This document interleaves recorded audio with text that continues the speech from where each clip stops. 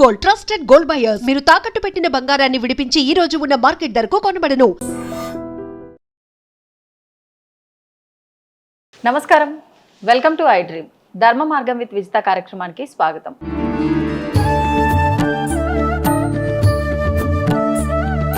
నమస్కారం గురువుగారు. చాలా సంతోషం నాన్న. ఇప్పుడు మనం ఇంతకుముందు ఎపిసోడ్లో గురువుల పరంపర గురించి మాట్లాడుకున్నాం. కానీ నేను అందులో సాయిబాబా కూడా గురువా, మరి దానికి సంబంధించిన పరంపర ఏమైనా ఉందా అని అడగడం జరిగింది. మనం అందులో దాని గురించి మాట్లాడుకోలేదు. మరి ఈ టాపిక్లో మనం గురువుల పరంపరలో భాగంగా సాయిబాబా గురువేనా కాదా అనే విషయం గురించి మాట్లాడుకుందాం. తప్పకుండా గురుమా. మనం ఇందాక అనుకున్న విషయాలు వేదకాలం నుంచి ఉన్నటువంటి గురువులు, అలాగే మనకు జన్మనిచ్చిన తల్లిదండ్రులు గురువులు అనేటువంటి సూక్ష్మాంశాలు మనం పోయిన 1వ ఎపిసోడ్లో చెప్పుకున్నాం.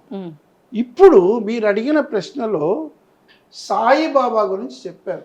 అసలు ఒక్క విషయం చెప్పాలంటే సాయి అనే పేరులోనే అద్భుతమైనటువంటి జవాబు ఉంది. సాయి అంటేనే సకలము ఈశ్వర స్వరూపము అని అర్థం. సాయి అన్న పదంలో అంతరార్థం అంటే సాక్షాత్తు ఈశ్వరాంశలో జన్మించిన వాడే సాయిబాబా. అర్థమైందా? ఇది ఒక దత్త పరంపరలో వచ్చిన వాడు సాయిబాబా. ముఖ్యంగా చెప్పాలంటే కృతయుగపు పూర్వములోనే నవబ్రహ్మలని బ్రహ్మదేవుడికి సహాయభూతులు ఉన్నారు. ఆ నవబ్రహ్మలలో అత్రి మహర్షి ఒకడు ఉన్నాడు. ఆ అత్రి మహర్షి యొక్క భార్య పేరు అనసూయ. ఆమె కర్దమ ప్రజాపతి దేవహూతుల కుమార్తె, ఉత్తమ పతివ్రత. మనకున్నటువంటి 5 దేవతా స్త్రీలు, ఉత్తమ స్త్రీలలో అనసూయ, సీత, సావిత్రి, మండోదరి, శకుంతల, వీరిని ఉత్తమ ఆదర్శ దంపతులైనటువంటి ఉత్తమ స్త్రీలు అంటారు. ఆ విధంగా ఆ అనసూయాదేవి ఒక్కొక్కసారి ఒక భక్తుడిని రక్షించడం కోసం సూర్యుడి యొక్క గమనాన్ని అడ్డగించిందని ఆమె యొక్క పతివ్రత శిరోమణి. అవన్నీ పక్కన పెడితే బ్రహ్మ విష్ణు మహేశ్వరులు ముగ్గురు కూడా ఆమెను పరీక్షించడానికి వస్తే వాళ్ళను ఒక చిన్న పసిబాలులుగా చేసి ఆవిడ వారికి కావలసిన ఆతిథ్యం ఇచ్చింది.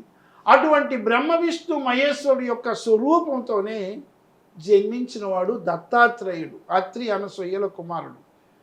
ప్రయాగ దగ్గర ఉన్నటువంటి చిత్రకూట పర్వతములో అత్రి అనసూయల యొక్క ఆశ్రమం ఉన్నది. ఆ ప్రదేశాన్ని కూడా సందర్శించిన వాడు త్రేతాయుగంలో శ్రీరాముడు. అర్థమైందా? సీతారామ లక్ష్మణులు. ఈ విధంగా చెప్పుకుంటూ పోతే అటువంటి దత్తాత్రేయుడి యొక్క పరంపరలో వచ్చినటువంటి వాడే శ్రీపాద వల్లభరాయుడు. ఆ శ్రీపాద వల్లభరాయుడు తర్వాత ఆ తర్వాత వచ్చిన వాడు సరస్వతి స్వరూపుడైనటువంటి ఆ యొక్క శ్రీపాద వల్లభ మరొక అంశ. ఆ దీంట్లో వచ్చినటువంటి వాడే అక్కల్కోట మహారాజు. ఆ అక్కల్కోట మహారాజు తదుపరి వచ్చిన వాడే క్రీస్తు శకం 1938వ సంవత్సరం నుంచి సెప్టెంబర్ అనుకుంటా 1918వ సంవత్సరం వరకు 100 సంవత్సరాలైంది. 1938 నుంచి 2018 వరకు 100 సంవత్సరాల కాలమై ఈ 2018లోనే వారికి 100 సంవత్సరాల యొక్క ఇది ఉత్సవం కూడా షిరిడీలో చేశారు. అంటే సాక్షాత్తు శివాంశుడైనటువంటి ఒక ఆదర్శవంతుడైనటువంటి మార్గ స్వరూపుడైనటువంటి వాడు షిరిడీ సాయిబాబా. వీరు షిరిడీకి ఎలా వచ్చారంటే చాంద్ బాబ్ పటేల్ అనేటువంటి అతని యొక్క వివాహ మహోత్సవానికి తాను వస్తూ 16 ఏళ్ల వయసులో షిరిడీకి రావడం, తాను ఆ వివాహానికి వచ్చిన సమయంలో షిరిడీలోనే తాను ఉండిపోయి అక్కడ ఒక వేప చెట్టు కింద తన ఆది గురువు అయినటువంటి అతని గురించి పంచభూతాలను వెలిగించడం, ఆ విధంగా నింబ చెట్టు కింద ఒక షిరిడీ సాయినాథుడయ్యి అనేక మందికి మార్గ నిర్దేశకుడయ్యి తాను ఏకాదశ సూత్ర అన్వయాలుగా ఎవరైతే నేను లేకపోయిన తర్వాత నా సమాధిని దర్శిస్తే కూడా నా సమాధి నుండే నేను సమాధానం ఇస్తాను. అలాగే సాక్షాత్తు చిరునవ్వు స్వరూపంతో తాను నీటితోనూ దీపాన్ని వెలిగించాడు. అలాగే వారి మహిమలు చెప్పాలంటే ఎవరు కుక్క రూపంలో కూడా నేను మీ ఇంటికి వచ్చి ఆతిథ్యాన్ని తీసుకుంటాను అంటే ప్రతి ఆత్మలోనూ పరమాత్మ స్వరూపంగా భగవంతుడు ఉంటాడు కాబట్టి నేను అన్ని వేళలా అన్ని చోట్ల ఉంటాను అనేటువంటి ఒక అద్భుతమైనటువంటి మార్గ నిర్దేశిగా నేటి జనాలలో ముఖ్యంగా మన తెలుగు వారిలో కూడా ఎక్కువ మందికి ఆ సాయినాథుని యొక్క ఆశీస్సులతో ఆ గురు నమ్మిక వల్ల ఎంతోమందికి ఎన్నో త్యాగాలు జరిగినాయి. అలాగే బాబా యొక్క ధుని ఆగ్నేయులు ఉంటుంది కాబట్టి ఆ విభూతి పెట్టుకుంటేనే చాలు సాయి కరుణ. మొన్న ఒక ఆవిడ ఇట్లాగే ప్రెగ్నెన్సీ స్త్రీ ఉంటే బాబా విభూతి తల కింద పెట్టుకుని సుఖప్రవేశం ఏంటంటే నమ్మకం ప్రధానం. అలాగే వారి యొక్క చరిత్ర 51 అధ్యాయాలు ఉంది. ఈ 51 అధ్యాయాలు కూడా 7 రోజులు పారాయణంగా గురువారంతో మొదలెట్టి వారం రోజులు చేస్తారు. అంటే సాయి పారాయణం, అలాగే సాయి భజన. అటువంటి దీంట్లోనే నేను వినంగా సత్యసాయి బాబా కూడా పుట్టపర్తిలో నేను పూర్వజన్మలో షిరిడి సాయి స్వరూపం చెప్పారు.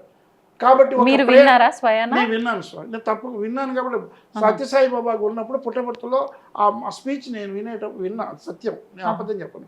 ఆ విధంగా ఈ గురు ఆయన ప్రేమకు నిదర్శనం సత్యం. ఎందుకంటే ఒక భక్తురాలు 9 అణాలు నాకు ఇవ్వాలన్నప్పుడు నువ్వు నాకు పోయిన జన్మలో 9 అణాలు బాకీ కదా అని బాబాని ఒక స్త్రీ భక్తురాల్ని షిర్డీలో తను పుట్టపర్తిలో అడిగినట్లుగా తన పూర్వ జ్ఞాపికాలు ఎక్కడ ఉన్నాడని చెప్పినట్టుగా ఒక జ్ఞాపిక ఒక సత్యసాయి బాబా చరిత్రలో నేను విన్నాను.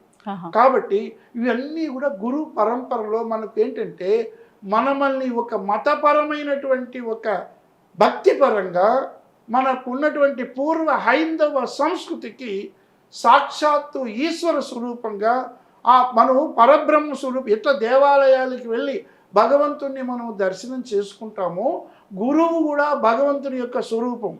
అలాగే మనం రాఘవేంద్ర స్వామి చరిత్ర తీసుకుంటే కూడా మధ్వాచార్య సంప్రదాయంలో ఎక్కడో కుంభకోణంలో ఉన్నటువంటి అతను తిరిగి ఆంధ్రప్రదేశ్లో కర్నూలు జిల్లాలో ఉన్నటువంటి తుంగభద్ర నది తీరములో తాను మంత్రాలయములో సజీవ బృందానమై నేను 700 సంవత్సరాలు ఇక్కడి నుంచే మిమ్మల్ని కాపాడుతానని చెప్పాడు. అద్భుతమైనటువంటి వాడు, ప్రహ్లాద అవతారం అని కూడా చెప్తారు. ఇట్లా ఆయన 12 సంవత్సరాలు చిరంజీవి అనే పేరుతో ఆంజనేయుడు ఏ విధంగా సీతా మహాసభ చెప్తే మనకున్న 7 చిరంజీవుల్లో ఒకటిగా ఉన్నాడు. కాబట్టి అటువంటి చిరంజీవిగా పంచముఖి ఆంజనేయ స్వామిని 12 సంవత్సరాలు పూజ చేసిన వాడు రాఘవేంద్ర స్వామి. అంతేందుకు ఈ రాఘవేంద్ర స్వామి కూడా తల్లిదండ్రులు நமకు 2వ కుమారుడు కావాలంటే వెంకటేశ్వర స్వామిని భక్తితో కొలిస్తే అతను పుట్టాడని ఆయనకి వెంకటనాథుడని పేరు.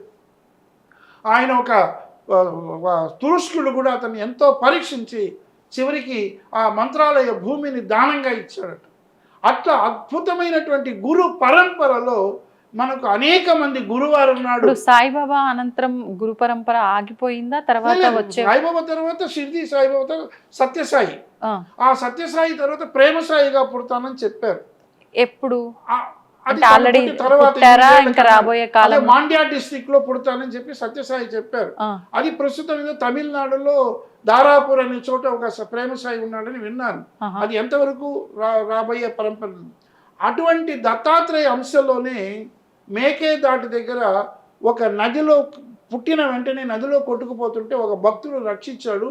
వారు కూడా నేను పోయిన తర్వాత 800 సంవత్సరాలు నేను మీతో ఉంటానని ఇప్పుడు మనకు నిప్పులో మన కంటికి కనపడేటువంటి ప్రత్యక్ష గురు దత్తాత్రేయులలో గణపతి సచ్చిదానంద స్వామి మహామహులు అందరూ కూడా సేవిస్తారు. అటువంటి గణపతి సచ్చిదానంద స్వామి మ్యూజిక్ ద్వారా తాను ఎంతో మందికి రోగాలు నయం చేసిన వాడు. దేశ విదేశాల్లో ఒక ఆదర్శవంతమైన మన తెలుగువాడు. ఆయన ఒకప్పుడు మా పెదనాన్నగారు అమరవాది సుబ్రహ్మణ్యం గారిని ప్రొద్దుటూరులో వారి దగ్గర చదువుకున్నాడు. ఆయన ప్రొద్దుటూరులోనే వారు ఉండేవాడు. వారిది అద్భుతమైనటువంటి ప్రదేశంగా అనంతపురం జిల్లా నుంచి వచ్చి పెన్నేదుర్తి అనే ప్లేస్ నుంచి ప్రొద్దుటూరులో ఉండి తను ఒక పూర్వాశ్రమంలో ఒక సైకిల్లో ఇప్పటికీ అతని మ్యూజియంలో ఉన్నది పోస్ట్ పీవన్గా ఉండేవాడు. అటువంటి వాడు జ్ఞానోపదేశం చెంది బహుశా 1966 అనుకుంటాను మన మైసూరులో నంజంగూడ రోడ్లో గణపతి సచ్చిదానంద స్వామి ఆశ్రమం బట్టి కొన్ని లక్షల మందికి తాను ఆదర్శవంతుడై ఇప్పుడు కూడా అమెరికాలోనూ అనేక ప్రదేశాల్లో ఆంజనేయ స్వామి యొక్క ప్రతిష్టలు చేయించి ఒక ఆదర్శవంతమైనటువంటి ప్రత్యక్ష గురువుగా మనకు ఉన్నటువంటి దత్త పరంపరలో గణపతి సచ్చిదానంద స్వామి అంటే నేను మొట్టమొదటిగా చెప్పినటువంటి ఆదర్శవంతులైన అత్రి అనసూయల కుమారుడైన దత్తాత్రేయ పరంపరలో నేటికి కొనసాగుతుంటే మనకు ఆధ్యాత్మికమైన మత సంబంధమైనటువంటి వాళ్ళు వీళ్ళంతా ఆధ్యాత్మికమైన గురువులు. నేను సహజ మార్గ రాజయోగంలో ధ్యాన గురువుగా ఉన్నాం. అటువంటి సహజ మార్గ రాజయోగంలో ప్రాణాహుతిగా అందించేటువంటి గురువులు లాలాజీ మహారాజ్ గారిని 1873లో పుట్టినతను, తర్వాత 1889లో పుట్టినటువంటి బాబూజీ మహారాజు గారు, అతని ఫాలో అయ్యారు 1927లో పుట్టినటువంటి చారీజీ మహారాజు గారు, ఆ తర్వాత ఇప్పుడున్నటువంటి ఖానా శాంతివనం 1400 ఎకరాల్లో హైదరాబాద్ సమీపంలో చేవెళ్ళలో ఉన్నటువంటి ఖానా శాంతివనం సహజ మార్గ రాజయోగం అని అటువంటి అద్భుతమైనటువంటి పతంజలి యోగ సూత్రాలుగా కృష్ణ పరమాత్ముడే ఆరాధ్య గురువుగా వసుదేవ సుతం దేవం కంస చానూరమర్దనం దేవకీ పరమానందం కృష్ణం వందే జగద్గురు అని మొట్టమొదట మనకు జగత్తునికే గురు పరంపరలో చెప్పబడిన వాడు శ్రీకృష్ణుడు. కాబట్టి గురువు లేని విద్య గుడ్డి విద్య. కాబట్టి అన్యదా శరణం నాస్తి త్వమేవ శరణం మమ అన్నట్టుగా గురువును నమ్మినవాడు చెడిపోడు, గురువు యొక్క సాన్నిధ్యాన్ని కోరినవాడు సర్వము సుఖమయమవుతుంది. తల్లి తండ్రి గురువు నమ్మకమే ప్రధానం. అటువంటి నమ్మకం భగవంతుడు అంటే కూడా నమ్మకం. కాబట్టి అటువంటి భగవంతుని నమ్మకంగా కొనడానికి ఒక విధమైనటువంటి సోపానాల్లాగా తల్లి తండ్రి గురువు దైవం ఉన్నారు. కాబట్టి ప్రతి ఆత్మలోనూ పరమాత్మ ఉంటాడు. కాబట్టి మనం ఆ గ్రహించుకునే ఆధ్యాత్మిక శక్తి మనకు కావాలంటే మన యొక్క శక్తి 10 కేజీలు మోయగలలేము, 1 కేజీ మోసేవాళ్ళం. అలాంటి ఒక తేజస్సును మోయడానికి మనలో ఒక ట్రాన్స్మిషన్ జరపడానికి ఇటు మతపరంగా అటు ఆధ్యాత్మికంగా గురువులు ఎంతమంది ఉన్నారు. మనకు గురువులు అనేక రకాలు. పీఠాధిపతులు, మఠాధిపతులు, సిద్ధపురుషులు, రమణ మహర్షి లాంటి వాడు. పీఠాధిపతులు మనకు ఆది శంకరాచార్య అద్వైత మతం స్థాపించిన వాడు. అలాగే విశిష్టాద్వైతం రామానుజులు, అలాగే ద్వైత మతం మధ్వాచార్యులు. అది గురు పీఠలు. ఆ విధంగా మనకు ఐందవ మత సంస్కృతి ఏర్పడ్డారు. కాబట్టి గురు పీఠాధిపతులు, మఠాధిపతులు, సిద్ధపురుషులు. గణపతి మన రమణ మహర్షి సిద్ధపురుషులు, యోగులు, అవతార పురుషులు, అవధూతలు. లక్ష్మి అవధూత ఆవిడ దీంట్లో ఆదోనిలో ఉంటుంది. ఇట్లా ఇప్పుడు జిల్లేళ్లమూడి అమ్మ ఒక అద్భుతమైన అవధూత. ఇటువంటి వాళ్ళంతా కూడా మనల్ని ఒక ఆధ్యాత్మిక మార్గములో ఒక శాంతిని, మనకు మనసుకు శాంతిని ప్రసాదించడానికి గురువారం నాడు గురుతరగా పూజించడానికి ఈ గురు పరంపర వచ్చిందమ్మా. స్వస్తి. ధన్యవాదాలండి. తవ్వండి, తవ్వుతున్న శివలింగం. సరే దాన్ని అట్లా కప్పేసేయండి, చూపించదండి. Krishna is there. మూర్తి పూజ కాదు, సాక్షాత్ బ్రజేంద్ర నందన భగవాన్ ఉన్నారు మూర్తిలో. ఏమీ ఆశించకుండా ఆరాధించే వాళ్ళు కూడా ఉన్నారా ప్రభుజీ?